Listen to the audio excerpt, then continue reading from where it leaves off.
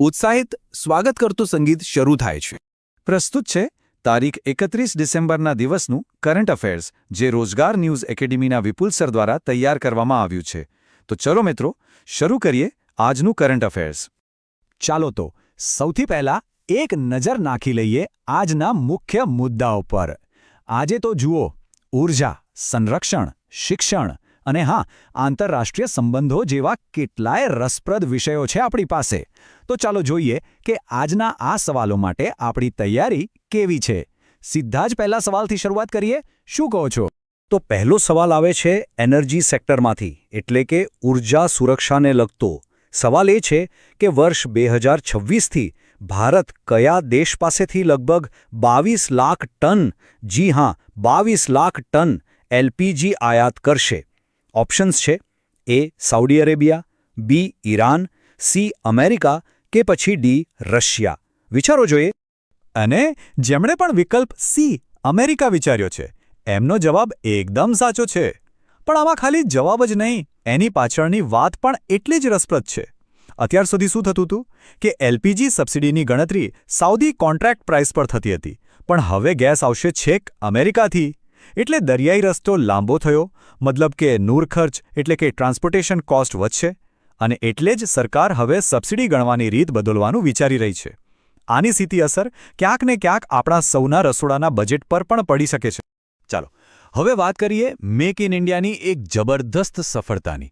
Hindustan aeronautics limited એટલે કે HAL એમણે સામાન્ય નાગરિકો માટે પહેલું સ્વદેશી હેલિકોપ્ટર બનાવ્યું છે. તો એનું નામ શું છે? ઓપ્શન્સ જોઈ લઈએ. એ પ્રચંડ, બી ધ્રુવ NG, સી તેજસ કે ડી ગરુડ. અને સાચો જવાબ છે ઓપ્શન બી, ધ્રુવ NG. જુઓ, આ ખાલી એક હેલિકોપ્ટર નથી, આ તો ભારતની આત્મનિર્ભરતાનું જીવતું જાગતું પ્રતીક છે. ધ્રુવ NG 5.5 ટનનું ટ્વિન એન્જિનવાળું હેલિકોપ્ટર, જેમાં 4 થી 6 લોકો આરામથી બેસી શકે.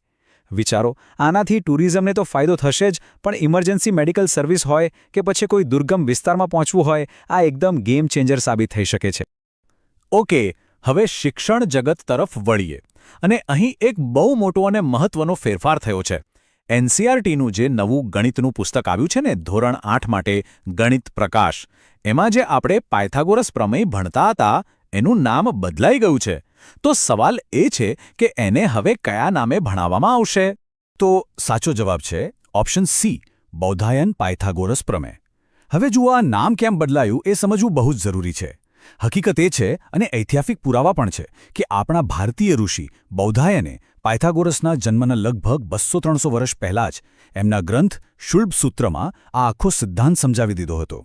એટલે આ જે ફેરફાર છે ને, એ આપણા પ્રાચીન જ્ઞાનને એનું સાચું સન્માન આપવા માટે છે, અને સાથે સાથે વિદ્યાર્થીઓને પણ આપણા ગૌરવશાળી વારસાની ઓળખ કરાવવાનો એક પ્રયાસ છે. ચાલો, હવે એક મહત્વની નિમણૂક પર આવીએ. નેશનલ ઇન્વેસ્ટિગેશન એજન્સી એટલે કે NIA, એના ડાયરેક્ટર જનરલ એટલે કે DG, એનો વધારાનો ચાર્જ કોણે સોંપવામાં આવ્યો છે? વિકલ્પો છે: સદાનંદ વસંત દાતે, દિનકર ગુપ્તા, રાકેશ અગ્રવાલ કે પછી રવિ સિન્હા. અને આનો સાચો જવાબ છે સી, રાકેશ અગ્રવાલ. જણાવી દઉં કે તેઓ 1994 બેચના હિમાચલ કેડરના બહુ જ સિનિયર અને અનુભવી IPS ઓફિસર છે. NIA જેવી દેશની ખૂબ જ અગત્યની સંસ્થાનું નેતૃત્વ હવે એમના હાથમાં છે. દેશની સુરક્ષા માટે આ એક ખૂબ જ મહત્વની નિમણૂક કહેવાય. ડિફેન્સ સેક્ટર તરફથી એક મોટા સમાચાર આવી રહ્યા છે. તાજેતરમાં જ આપણા સંરક્ષણ મંત્રાલયે ભારતીય સેના માટે એક મોટો સોદો કર્યો છે, પૂરા 4,666 કરોડ રૂપિયાનો. તો સવાલ એ છે કે આ સોદો કયા હથિયારો માટે કરવામાં આવ્યો છે? અને આનો જવાબ છે ઓપ્શન બી, CQB કાર્બાઇન્સ અને હેવી વેઇટ ટોર્પિડો. જુઓ, આ ડીલ છે ને, એ ભારતીય સેનાના મોડર્નાઇઝેશન માટે એક બહુ મોટું પગલું છે.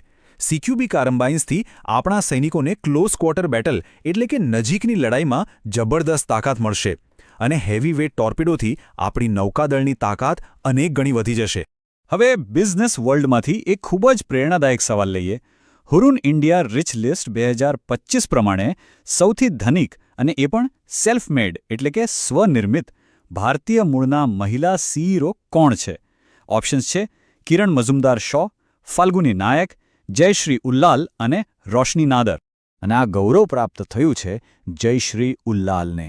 એમની જે સક્સેસ સ્ટોરી છે ને ખરેખર અદ્ભુત છે.